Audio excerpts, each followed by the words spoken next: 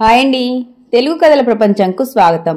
ఇవాళ స్వాతి సచిత్ర మాసపత్రిక నుంచి బివి శివప్రసాద్ గారు రచించిన దైవం మానుష రూపేణ అనే కథను వినేద్దామండి. ఢిల్లీలో యువతిపై సామూహిక అత్యాచారం, ఆ తరువాత హత్య. ఛానల్ మారిస్తే కలకత్తాలో 70 ఏళ్ల నన్ మీద మళ్లీ అదే రకమైన దారుణం. మారిస్తే ఇంకో ఛానల్లో ఆంజనేయ వాహనంపై శ్రీరామునిగా అత్యంత వైభవంగా ఊరేగుతున్న మలయప్ప. రఘువీర్కి పిచ్చెక్కిపోతోంది, చిర్రెత్తుకొస్తోంది, చాలా అసహనంగా కూడా ఉంది. ప్రభుత్వాలు, పోలీసు వ్యవస్థ వీటిని అరికట్టడానికి తమ వంతు ప్రయత్నం కొంత చేస్తున్నా పూర్తి నివారణ మాత్రం జరగటం లేదు. భక్తి మూఢ విశ్వాసాలు కూడా పాపం పెరిగినట్లుగా గుట్టలు గుట్టలుగా పుట్టలు పుట్టలుగా పెరుగుతూనే ఉన్నాయి. తనకి విచక్షణ తెలిసినప్పటి నుంచి ప్రశ్నించటం అలవాటుగా మారిన రోజుల నుండి ఇప్పటిదాకా అరాచకాలు, నేరాలు, అత్యాచారాలు దేశమంతటా విపరీతంగా పెరిగిపోయాయి. రఘువీర్లో ఎన్నో సంవత్సరాల నుంచి పేరుకుపోయిన అశాంతి కూడా అంతే వేగంగా పెరుగుతూ ఉంది. అతని చిన్నప్పుడు అమ్మ, నానమ్మ ఇంకా ఇతర బంధువులు అంతా ఆ దేవుని దయ, మాయ, ఆయనకు తెలియకుండా ఆజ్ఞ లేకుండా చీమైనా కుట్టదు, పాపులను శిక్షించే భారం ఆ జగద్రక్షకునిదే అనడం, అనుకోవటం చాలాసార్లు విన్నాడు. అయితే అతను గమనిస్తున్న కొద్దీ అన్యాయం రోజురోజుకి పెరిగిపోతూనే ఉంది, కాని అంతమవడం లేదు, కనీసం తగ్గటం కూడా లేదు. సర్వాంతర్యామి ఏం చేస్తున్నట్లు? ధర్మ సంస్థాపనార్థాయ సంభవామి యుగే యుగేకి అర్థమేమిటి? ఇలాంటి ప్రశ్నలు అతన్ని కొన్ని సంవత్సరాలుగా తోల్చివేస్తున్నాయి. ఆ దేవదేవుడే ఉంటే ఇన్ని దారుణాలు జరుగుతూ ఉన్నా కూడా ఊరికే చూస్తూ ఉండిపోకూడదు కదా లాంటి ఆలోచనలు అతన్ని చాలా కాలంగా అతలాకుతలం చేస్తున్నాయి. ప్రియతో ఆ మాట అంటే, మీరూరుకోండి, అలా మాట్లాడితే కళ్ళు పోతాయి, తప్పు, లెంపలేసుకోండి అంటూ ఆ పని తనే చేసి ఒకంత ఊరటననుభవిస్తుంది. ఆమె అతని భార్య. పూజలన్నీ బాగా చేస్తుంది, ఉపవాసాలు తరచుగా ఉంటుంది, గుళ్ళు గోపురాలు బాగానే చుట్టి వస్తూ ఉంటుంది. ప్రియ సాఫ్ట్వేర్ ప్రొఫెషనల్. ఈ విశ్వాన్ని ఒంటి చేత్తో నడిపించే ఆ దేవదేవుడే ఉండుంటే ఇన్ని ఘోరాలు జరుగుతాయా అని రఘువీర్ ఆమెను తరచుగా ప్రశ్నిస్తాడు. ఆమె మీరెన్నన్నా చెప్పండి గాని దేవుణ్ణి మాత్రం ఏమనకండి అంటుంది హెచ్చరిస్తున్నట్లుగా. రఘులో అలజడి అంతకంతకు పెరుగుతూ ఉంటుంది, ప్రియలో భక్తిభావం కూడా. రఘు ప్రాణమిత్రుడు డానియల్. వాళ్ళిద్దరూ స్కూల్ రోజుల నుంచి క్లాస్మేట్స్. ఇద్దరి మధ్యన దాపరికాలు దాదాపు లేవు. గుంటూరులో ఇంటర్ దాకా చదువుకున్నారు. తర్వాత బాపట్ల ఇంజనీరింగ్ కాలేజీలో కూడా కలిసే ఉన్నారు. రఘు సిఎస్ఈ అయితే డానియల్ మెకానికల్ బ్రాంచ్ లో ఉండేవాడు. ఇప్పుడు అతను బిహెచ్ఈఎల్ ఉద్యోగి. రఘు ఇన్ఫోసిస్ లో ఉన్నాడు. గుంటూరులో తమ ఇంటి దగ్గర దేవాలయ ప్రాంగణంలో సాయంత్రాలు, సెలవు రోజుల్లో ఇతర మిత్రులతో కలిసి ఇద్దరూ తనివి తీరా ఆడుకునేవారు. డానియల్ తో పాటు రఘువీర్ చర్చికి కూడా వెళ్లేవాడు. అప్పుడు అతనికి దేవుని గురించి అవగాహన గాని ప్రశ్నలు గాని లేవు. ఆలయంలోని పచ్చని చెట్ల కింద పరిమళాలు వెదజల్లే పూల చెంత ఆడుకోవడము, కోవెలలో అందే ప్రసాదాల్ని ఆరగించడమే వారికి అతి మధురమైన ఆడవిడుపులుగా ఉండేవి. పెరిగి పెద్దవుతున్న కొద్దీ సంఘంలో ఉన్న అసమానతలు, కులం, మతం, జెండర్ లాంటి తీవ్ర విభేదాలు, ముఖ్యంగా రోజురోజుకి పెట్టరేగుతూ పెచ్చుమీరుతున్న క్రైమ్ రఘుని నిలకడగా ఉండనివ్వటం లేదు. రఘు, ప్రియ ఇద్దరు మేడ్ ఫర్ ఈచ్ అదర్ జంట. వాళ్ళ వ్యక్తిగత అభిప్రాయాలను పరస్పరం గౌరవించుకుంటారు. ఇద్దరు కొన్ని విషయాల్లో విరుద్ధమైన భావాలు కలిగి ఉన్నప్పటికీ వాళ్ళిద్దరూ చాలా అన్యోన్యంగా ఉంటారు. కొన్ని రోజుల తర్వాత విజయవాడలో ఉంటున్న రఘువీర్ వాళ్ళ పెద్దనాన్నను చూసేందుకు అతను, ప్రియ కారులో బయలుదేరారు. వాళ్ళు కోదాడ దగ్గరకొచ్చేసరికి సాయంత్రం 6:30 అయింది. చీకట్లు ముసురుకుంటున్నాయి. రఘువీర్ కారు లైట్లను ఆన్ చేసి ఒకంత నెమ్మదిగానే డ్రైవ్ చేస్తున్నాడు. ఉన్నట్లుండి ఎదురుగా వస్తున్న ఏదో భారీ వాహనం తాలూకు హై బీమ్ లైట్లు కాంతి అతని కళ్ళలోకి చొచ్చుకుపోయాయి. కన్ను మూసి తెరిచేంతలో తమ కారుని ఆ భారీ వాహనం ఢీకొట్టింది. పక్క సీట్లో కూర్చున్న ప్రియ అమ్మా అని గావుకేక పెట్టింది. పెద్ద శబ్దమైంది. ఆ తర్వాత ఏమైందో తెలుసుకోవటానికి వాళ్ళిద్దరూ స్పృహలో లేరు. మరుసటి రోజు సాయంత్రం విజయవాడలోని రుక్మిణి హాస్పిటల్లోని ఇంటెన్సివ్ కేర్ యూనిట్ లో రఘు మెల్లగా కళ్ళు విప్పాడు. తలంతా దిమ్ముగా అదో రకం మగతగా ఉంది అతనికి. కొంతసేపు అతనక్కడ ఎందుకున్నాడో అర్థం కాలేదు. కాసేపయ్యాక ముందు రోజు జరిగిన రోడ్డు ప్రమాదం గుర్తుకు వచ్చింది. వెంటనే ప్రియా కోసం అతని కళ్ళు వెతికాయి. ఆమె అతని పక్కన బెడ్ మీద ఉన్నది. ఒక సిస్టర్ ఆమె మంచం దగ్గరున్న స్టాండ్లోని ఖాళీ అయిన ఐవీ ఫ్లూయిడ్ బాటిల్ మారుస్తుంది. ప్రియ కళ్ళు మూతలు పడే ఉన్నాయి. తన ప్రాణంలో ప్రాణంగా ఉన్న ప్రియకు ఒకవేళ ఏమన్నా అయితే తను బతకగలడా? ఒక్క క్షణం రఘును బేలతనం ఆవహించింది. చాలా నిస్సహాయంగా ఫీలయ్యాడు రఘు. అతని ఆలోచనలు విచారంగా చాలాసేపు కొనసాగాయి. మరుసటి రోజు ఉదయానికి గాని ఆమెకు స్పృహ రాలేదు. వారం రోజులు అయిపోయాక వాళ్ళిద్దరిని డిశ్చార్జ్ చేశారు. తరువాత వాళ్ళని రఘు వాళ్ళ పెద్దనాన్న ఆయన ఇంటికి తీసుకువెళ్లాడు. ఆయన విజయవాడలో సివిల్ కాంట్రాక్టర్.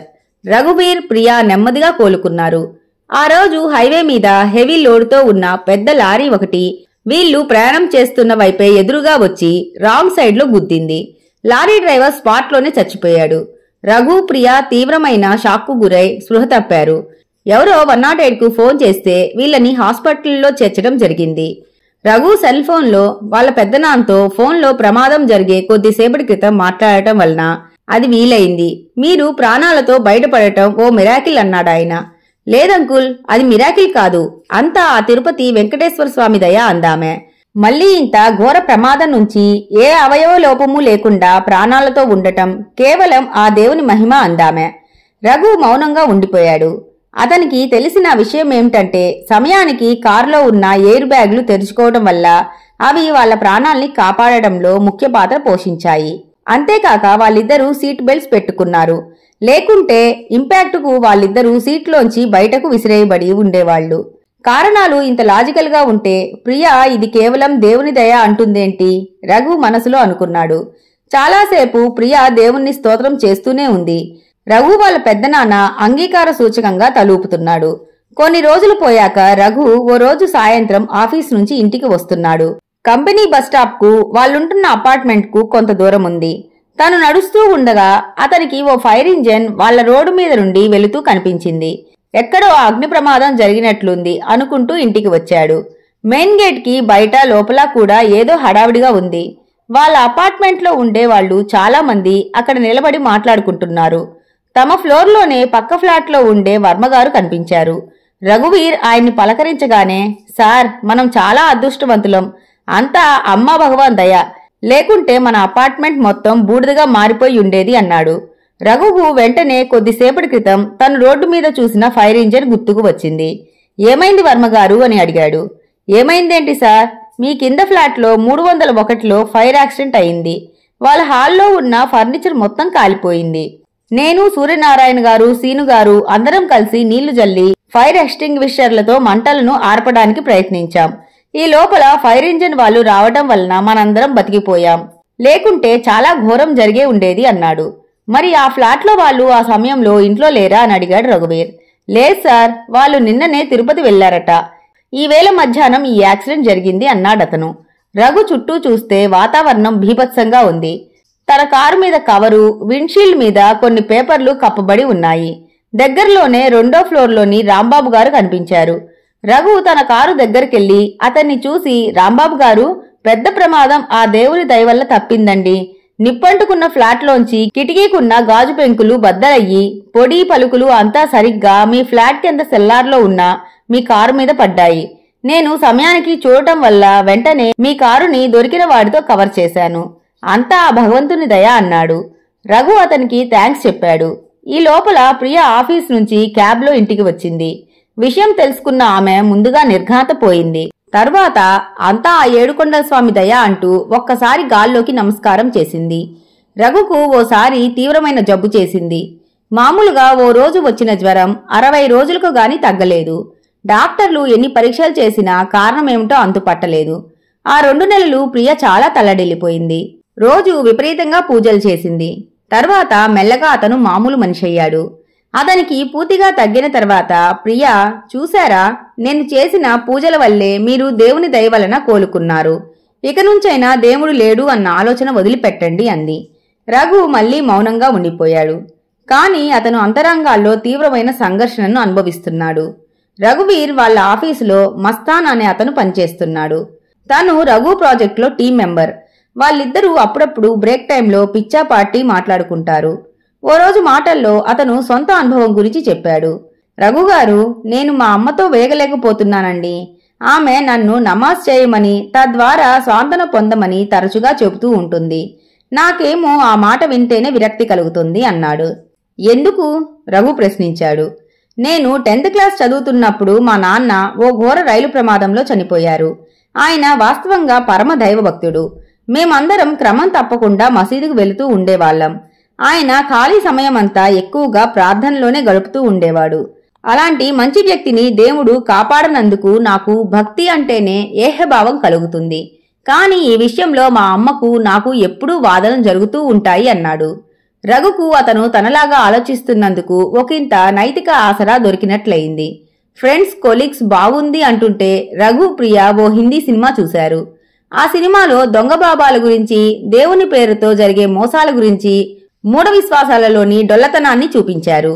ఇది జరిగిన కొన్ని రోజులకు ఓ పండుగ రోజు ప్రియా ఉదయం నుంచి సాయంత్రం వరకు పచ్చి మంచినీళ్లు కూడా ముట్టకుండా ఉపవాసముంది. సాయంత్రానికి చాలా నీరసించిపోయింది. స్పృహ కోల్పోవటం ఒక్కటే తక్కువ.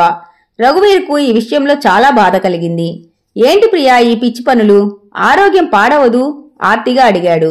మనకోసమే రఘు, మనకు పుట్టబోయే పాప కోసం కూడా అంది ప్రియా. ఈ మధ్యనే మంచి సినిమా చూశాం కదా, అయినా నువ్వే మాత్రం మారినట్లు లేవు అన్నాడు రఘు. భలే వాళ్లే మీరు, సినిమాలు చూసినంత మాత్రాన ఎవరైనా మారిపోతారా అంది ప్రియా.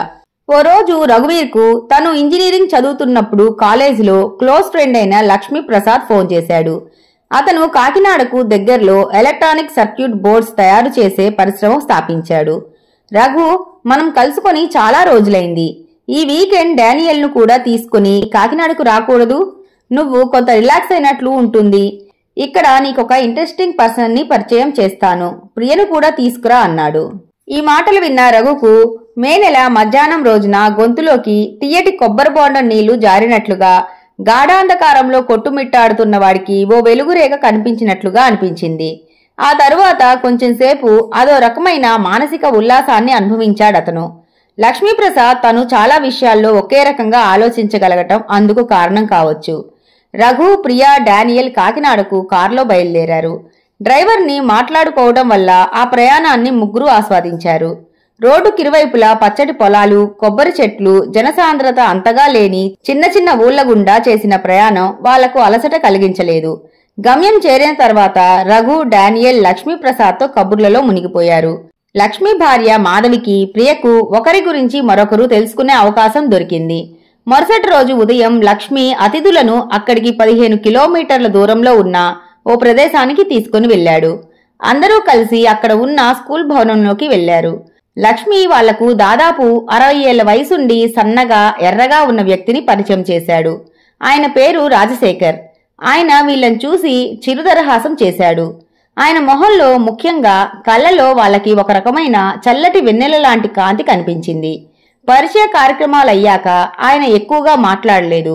యోగక్షేమాలు అడిగారంతే. ఆయన ఏమీ చెప్పకుండానే వాళ్లకు చక్కటి ఫలహారం, చల్లటి మజ్జిగ అందాయి. ఆయన మౌనంగా ఉన్నా కూడా వీళ్లతో మాట్లాడుతున్నట్టే ఉంది. కొంతసేపయ్యాక అభివాదం చేసి ఆయన బయటకు నడిచారు. ఆ ఆవరణ సుమారు 15-16 ఎకరాల స్థలంలో విస్తరించి ఉంది. మొదటి తరగతి నుంచి 10వ తరగతి వరకు అక్కడ పిల్లల కోసం ఓ పాఠశాల ఉంది.